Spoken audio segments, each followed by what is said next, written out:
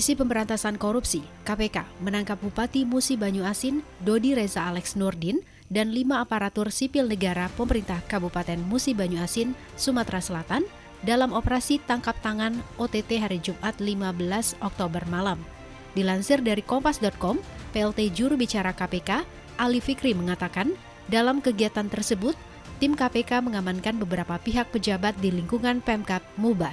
Ali menuturkan mereka telah diperiksa di Kejaksaan Tinggi Sumatera Selatan sebelum dibawa ke Jakarta untuk menjalani pemeriksaan lanjutan. Menurut Ali, OTT ini terkait dengan dugaan suap pengadaan barang dan jasa proyek infrastruktur di Kabupaten Musi Banyu Asin. KPK memiliki waktu 1 kali 24 jam untuk menentukan status hukum pihak-pihak yang terjaring dalam OTT.